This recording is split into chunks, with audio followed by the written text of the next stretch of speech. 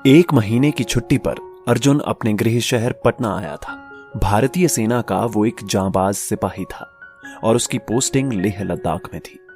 संयुक्त परिवार वाला उसका घर, जिसमें पत्नी, 2 बेटियां, बूढ़ी मां और छोटे भाई का परिवार रहता था। पिछले ही साल उसके पिता की मृत्यु हो गई थी, जो अपने पीछे भरा पूरा परिवार, एक बड़ा आलीशान मकान और कुछ जमीन जायदाद छोड़कर गए थे। सभी उन्हीं के बनाए मकान में रहते थे। छोटा भाई वीरेंद्र पटना में ही एक सरकारी स्कूल का शिक्षक था और उसे एक बेटा और एक बेटी थी। विमला, अर्जुन की बड़ी बहन, उसका ससुराल पटना से थोड़ी ही दूर पर स्थित था। घर आए अभी कुछ ही दिन हुए थे कि छोटे भाई ने मां के माध्यम से बंटवारे की खबर भिजवाई।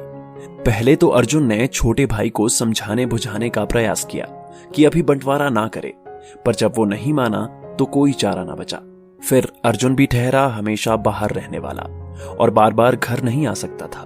पीछे में उसके बीवी बच्चों को कोई दंश न झेलना पड़े, ये सब सोचते हुए बंटवारे के लिए तैयार हो गया। अगले ही दिन बड़ी बहन विमला और उसका पति एक वकील को लेकर घर आ पहुंचे। सब कुछ पहले से ही तय था। वकील ने पूरे परिवार के सामने मां के द्वारा तैयार कराया हुआ वसीयतनामा पढ़ा, जो कुछ इस प्रकार था। चूंकि अर्जुन की केवल 2 बेटियां हैं, वो भी अच्छी खासी पढ़ी लिखी, कई सरकारी नौकरी की परीक्षा दे चुकी हैं और जल्द ही कहीं ना कहीं चुन ली जाएंगी। फिर अर्जुन के ऊपर बेटियों की शादी के अलावा और कोई महत्वपूर्ण दायित्व नहीं है, इसलिए खाली पड़ी 1000 स्क्वायर फीट की जमीन बड़े बेटे अर्जुन के नाम की जाती है। छोटे बेटे वीरेंद्र के नाम ये 1500 स्क्वायर फीट का मकान किया जाता है। कारण उसका एक बेटा है जो परिवार का वंश आगे बढ़ाएगा। फिर अपनी मां की बीमारी, अर्जुन के बीवी बच्चों सहित पूरे परिवार में कुछ भी ऊंच नीच होने पर इस शहर में वीरेंद्र के अलावा उनका देखभाल करने वाला कोई नहीं। मां सुशीला देवी के नाम 500 स्क्वायर फीट की जमीन की जाती है, जिसे उन्होंने अपनी स्वेच्छा से अपने छोटे बेटे वीरेंद्र के नाम कर दिया है। इस अन्यायपूर्ण बंटवारे को सुन अर्जुन की भौवें तन गईं, पर उसकी पत्नी आशा ने अपने पति को धैर्य न खोकर शांत रहने का इशारा किया।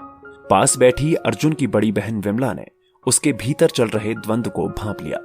सबों के सामने तनकर वो बोली, अगर इस वसीयत से किसी को कोई शिकायत है तो मायके में हो रहे इस बंटवारे में मैं भी बराबर की कानूनन हकदार हूं। विमला की बातों पर हां में हां मिलाते हुए उसके पति ने अपने दोनों सालों वीरेंद्र और अर्जुन से उनकी राय मांगी।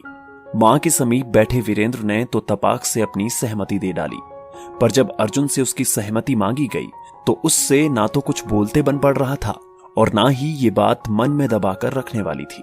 उसने कुछ समय मांगा और उठकर अपने कमरे में आ गया। एक तरफ परिवार और दूसरी तरफ उसी परिवार में हो रहा ये अन्यायपूर्ण बंटवारा। सब तो अपने थे। अर्जुन को कुछ समझ नहीं आ रहा था कि वो क्या करे और क्या ना करे। अगले कुछ दिनों तक अर्जुन के दिमाग में ये सारी बातें घूमती रहीं। पत्नी आशा ने कोई भी कदम बहुत संभाल कर उठाने की सलाह दी, क्योंकि सामने अपना ही परिवार खड़ा था। अर्जुन भारी उधेड़बुन में था।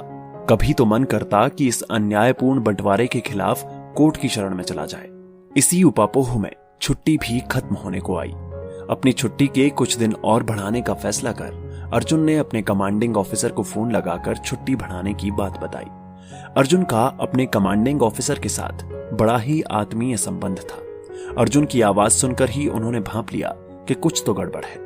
थोड़ा जोर देकर पूछने पर अर्जुन ने फोन पर सारी बात बताई तो कमांडिंग ऑफिसर ने उसे समझाया कि कोर्ट जाने से कोई फायदा नहीं होने वाला और अगर संपत्ति किसी तरीके से मिल भी गई तो रिश्ते वापस नहीं मिलेंगे, इसलिए बंटवारे में जो भी मिल रहा है उसे मां का प्रसाद समझकर ग्रहण करो। कमांडिंग ऑफिसर की बातें अर्जुन के दिमाग में छप गईं और उसने वैसा ही किया।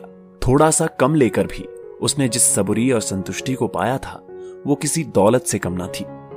आज अर्जुन रिटायर हो चुका है। बंटवारे में मिले उसी 1000 स्क्वायर फीट की जमीन के टुकड़े पर घर बनाकर अपनी पत्नी के साथ बाकी बची जिंदगी गुजर बसर कर रहा है। दोनों बेटियां भी सिविल सेवा पास कर बिहार कैडर की IAS अधिकारी हैं। छोटे भाई वीरेंद्र का बेटा अब विदेश में रहता है और शादी करके उसने वहीं की नागरिकता हासिल कर ली। वहीं बेटी के हाथ पीले होने के बाद वो भी अपने पति के साथ दूसरे शहर में जा बसी और कभी कभार ही मिलना हो पाता है।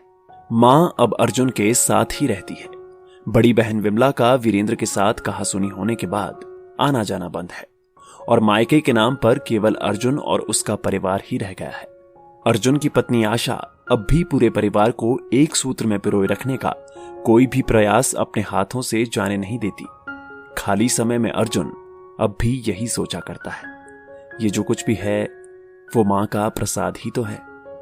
दोस्तों, आपकी इस वीडियो के बारे में क्या राय है नीचे कमेंट करके जरूर बताइएगा। और अगर आपको ये वीडियो पसंद आए तो इस वीडियो को लाइक करिएगा, शेयर करिएगा ज्यादा से ज्यादा लोगों तक। और ऐसे ही और भी इंस्पिरेशनल वीडियो के लिए सब्सक्राइब करें हमारे YouTube चैनल को और Facebook पर फॉलो करें हमारे पेज को। धन्यवाद।